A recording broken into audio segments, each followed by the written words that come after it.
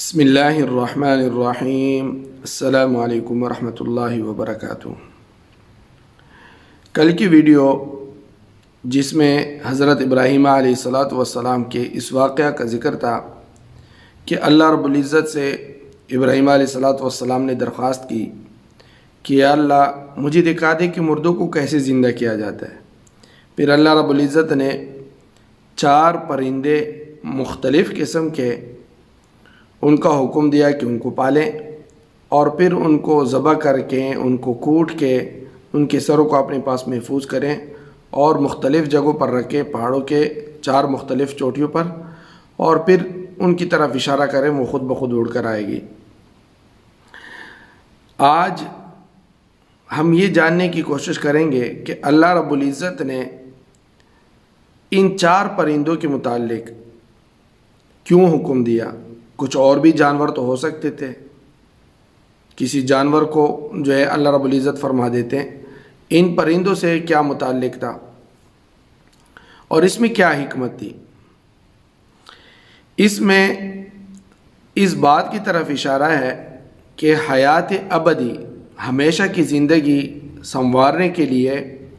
اور ہمیشہ کی زندگی نعمتوں والی پانے کے لیے نفس کی ان 4 شہوتوں کو مار کر حاصل کی جا سکتی ہے جو ان پرندوں میں پائی جاتی ہے۔ یہ 4 پرندے حیوانی طبیعتوں میں ان پر ایک طبیعت غالب رہتی ہے، اور اگر ان 4 طبیعتوں کو، ان 4 حالتوں کو، ان 4 خصلتوں کو ہم مار دیں اپنے اندر، تو ہماری جو ابدی زندگی ہے وہ اطمینان اور سکون والی بن سکتی ہیں۔ اب ظاہری ٹاپ میں جو مور کا خاصہ ہے، جو اس میں اکڑ کر چلنا ہے، جو اس میں اترانا ہے، جو اس میں تکبر ہے اپنی خوبصورتی کی وجہ سے، یہ مور کا خاصہ ہے۔ ابھی انسان اپنے اندر کی اکڑ کو اور اترانے کو اور تکبر کو اگر دل سے نکال دے تو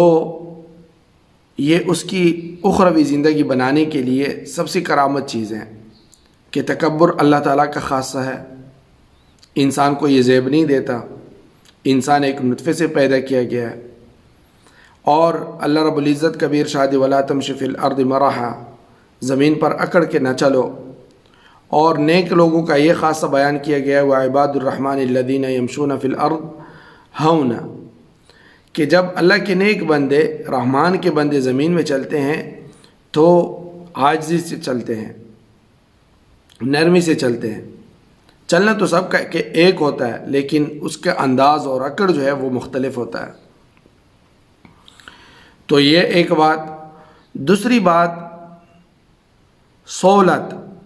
یعنی سہولت کا معنی یک جفتی کے لیے مادہ پر چڑھ جانا، جو مرغ کا خاصہ ہے۔ مرغ کسی بھی مرغی کو دیکھ کر جفتی کے لیے فوراً تیار ہو جاتا ہے، اور اپنی شہوت ہر جگہ پہ وہ اتار رہا ہوتا ہے۔ اب شہوت کو، اپنی شہوت کو روکے رکھنا اور اس کو صحیح جگہ پہ استعمال کرنا، یہ بھی اخروی زندگی کے لیے سب سے بڑی ضروری چیز ہے۔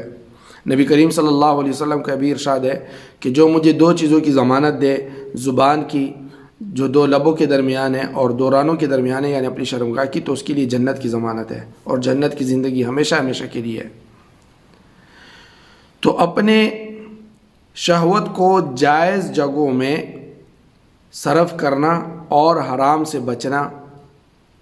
یہ بھی انسان اگر اپنے اندر مار دے اور اس کو صحیح طرح استعمال کرے تو یہ اس کی ابدی زندگی کے حصول کا ایک ذریعہ ہے۔ تیسری چیز، رذالت، رسوائی، ذلت نفس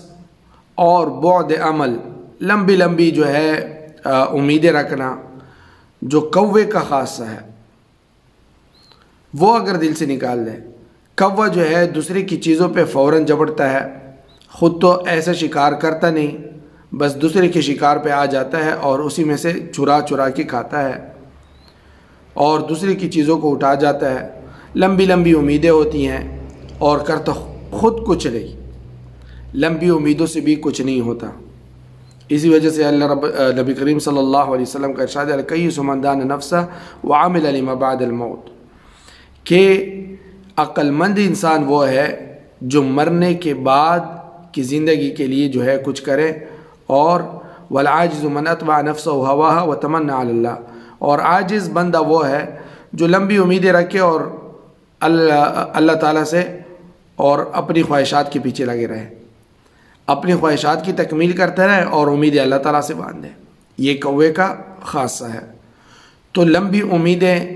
یہ بھی کسی کام کی نہیں، دوسرے کے مال کو ہڑپ کرنا، دوسرے کے مال پہ قبضہ کرنا،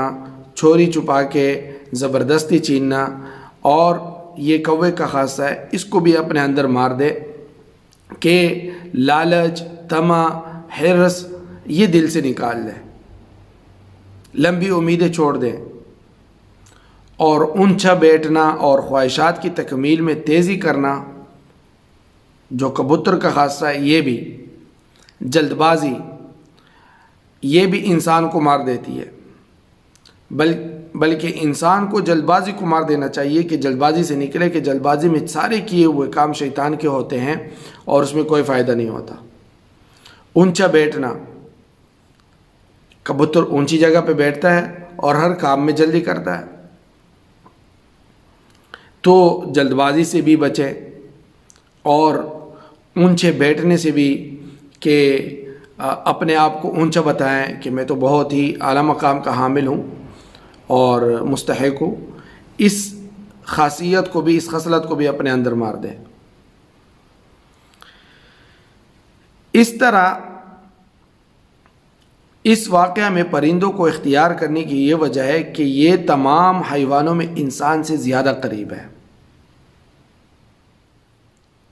تمام حیوانوں میں یہ انسان سے زیادہ قریب ہے، اور تمام خصلتوں میں، یعنی انسانی حیوانات کی خصلتوں میں یہ جامع ہیں انسان کے،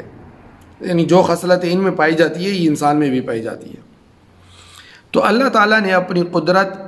احیاء موتا، مردوں کو زندہ کرنے کے اظہار کے لیے، کہ اللہ تعالیٰ کیسے مردوں کو زندہ کرتے ہیں اس کا اظہار کرانے کے لیے اللہ رب العزت نے دو معقول،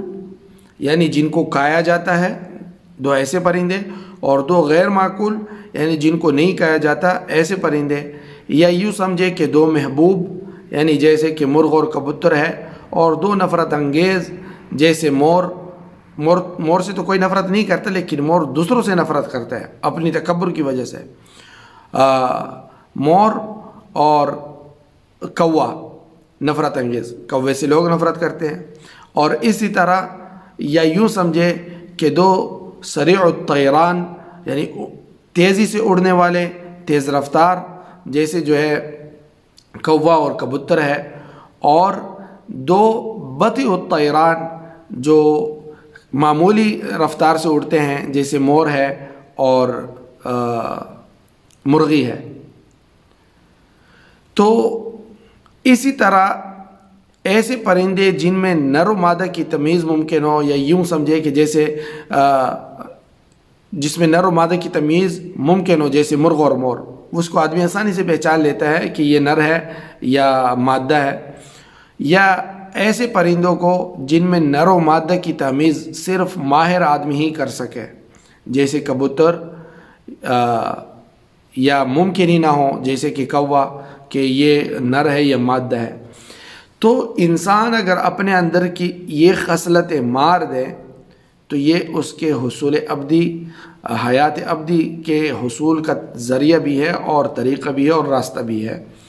اللہ تعالی ہمیں سمجھنے اور عمل کرنے کی توفیق نصیب فرمائے، اور ہماری اخروی زندگی کو بہتر سے بہتر بنانے کی توفیق نصیب فرمائے۔ والسلام علیکم ورحمۃ اللہ وبرکاتہ۔